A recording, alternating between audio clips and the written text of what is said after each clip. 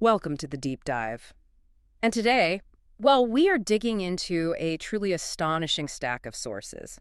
You know those days when the news cycle doesn't just feel busy, it feels like history itself is just, I don't know, overloaded. Oh, completely. We're looking at a 24-hour period where these massive global forces, one ancient, one monumental, and one totally immediate, they all just slammed into the headlines at the same time. It's a compelling convergence, absolutely. Mhm. And our goal here is to help you synthesize it. We have these three, really distinct time scales colliding, mostly centered around the Indian subcontinent. Right. You've got geological time with this volcanic shock.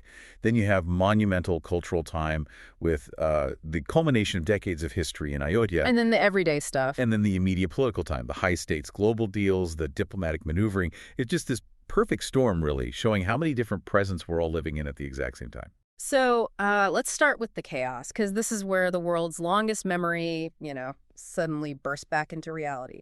We're looking at the Gobi volcano in Ethiopia.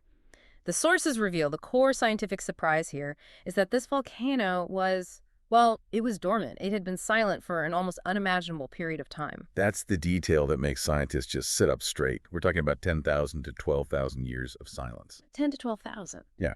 I mean, to put that in perspective for you, that predates, well, it predates widespread agriculture, settled civilization, most of recorded history, really. Mm-hmm. When a feature of the Earth wakes up after being gone that long, it underscores this deep, unpredictable power that still governs our planet. And when it finally woke up, it was anything but subtle. The eruption, it spewed this plume of ash and sulfur dioxide almost, 15 kilometers high? 15 kilometers, yeah. Yeah. That's 5 kilometers taller than Mount Everest. Yeah.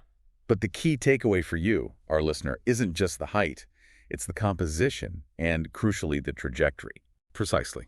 It's not just the visible ash that causes the disruption. It's the sulfur dioxide. And that's the dangerous part. It's the really dangerous part. This compound, it poses a severe environmental and health hazard because when it mixes with water vapor in the atmosphere, you get sulfuric acid. Acid rain. You get acid rain. And that has these widespread damaging effects on ecosystems. It's a major, major respiratory irritant. And tracing the path of this plume is where the global connectivity really comes in. We saw it drift across the Red Sea, hitting Yemen and Oman, and then the models tracked it, reaching India and Pakistan. Right. And it reportedly entered India via Rajasthan, then spread to Haryana, Gujarat, and reached the very crowded airspace above Delhi around 11 p.m. on Monday. The immediate impact then was in the sky. Oh, absolutely. India's aviation regulator, the DGCA, the Director General of Civil Aviation, they issued a high-level safety advisory, and we saw carriers like Akasa Air, Indigo, KLM.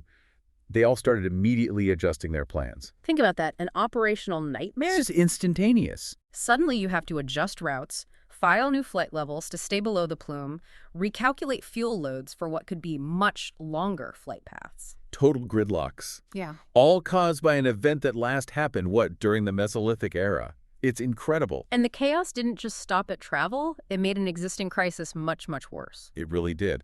This ash cloud arrived in Delhi when the city was already, struggling under severe air pollution. The city's air quality index, the AQI, was sitting at 363 to 364. So for our listeners who maybe don't track the AQI daily, what does 364 actually mean in human terms? Well, that puts the city deep into the very poor or even severe zone. Okay. To live in that environment for a full day is comparable to smoking multiple packs of cigarettes. Yeah. It effectively makes the air toxic. So when you layer the geological fallout, that volcanic sulfur dioxide on top of chronic man-made pollution, it just pushed the public health situation to a breaking point. And the authorities responded by directing Delhi offices to work at, 50% capacity? 50%, with mandatory work from home for all non-essential services. The gravity of it all was summed up in this viral warning from a doctor quoted in the sources. He just said, "Each breath is killing you."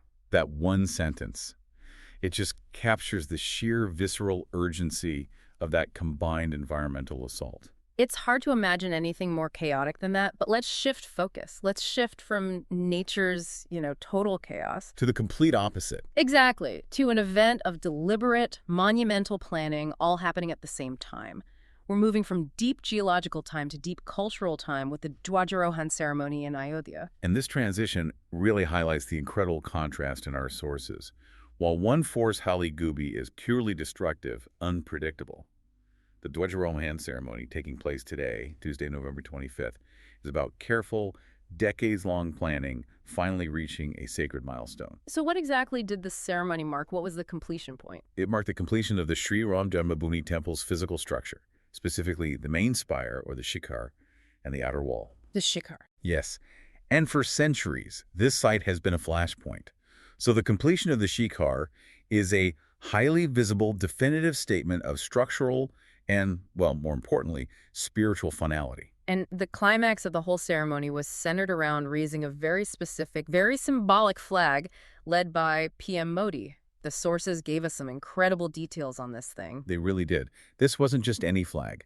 It weighed 11 kilograms. It measured 10 feet high by 20 feet long. Wow. And the symbolism embedded in it is what's truly resonant. It features a radiant sun, which is a traditional symbol for Lord Rama's brilliance and valor, Okay. alongside the sacred Om and the Kovadara tree. So that flag, then towering over the newly completed Shikhar, represents a lot more than just the end of a construction project. Oh, absolutely. The sources explain that the flag represents dignity, unity, and a powerful sense of cultural continuity, reflecting the ideals of Ramaraja. And for anyone who doesn't know, Ramraja is essentially this ancient, idealized concept of perfect, righteous governance, a state of peace and moral prosperity. Exactly. So this ceremony, happening the same day volcanic ash is darkening the sky, is a declaration that despite the immediate global volatility, this long-term project of cultural definition and identity, well, it continues. Okay, let's dig into the diplomatic angle now, because this is where it gets really interesting. While nature's erupting and ancient history is being celebrated, these high-stakes international deals are being pushed forward in parallel. As if nothing else is happening. Right. Seemingly indifferent to everything else. This is that immediate political timescale just operating at maximum velocity. The sources highlighted two major geopolitical developments involving India that really stood out. The first one was a significant thaw in India-Canada relations. We saw trade deal talks resume, but the more concrete thing was this massive uranium export deal worth $2.8 billion was nearing finalization. And this is strategically enormous for India. For their energy needs, right? Absolutely. For their energy needs. The deal outlines a 10-year commitment for Cameco Corp, a major Canadian supplier, to provide uranium to India. This isn't just about normalizing ties after, recent diplomatic tensions. It's about India's growing strategic need for nuclear power. They're investing heavily. Heavily to meet surging demand and decrease their reliance on fossil fuels. A $2.8 billion 10-year supply contract, well, that guarantees stability for their burgeoning nuclear power sector, regardless of any immediate political spats. It's geopolitics driven by energy economics. And at the same time, the global landscape shifted on the Ukraine conflict after these significant negotiations in Geneva.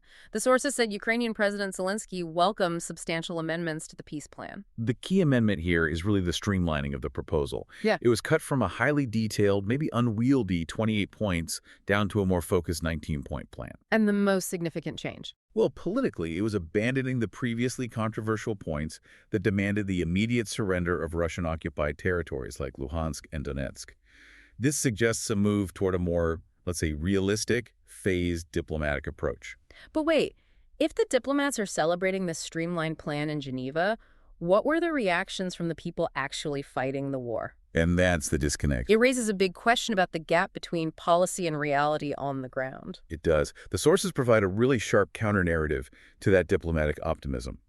Reports indicated that Ukrainian soldiers on the front lines reacted to the U.S. proposed framework with a mix of anger, defiance, and just deep resignation. I can imagine. For them, any talk of peace that doesn't immediately reclaim territory is seen as weakness or even a betrayal of their objective.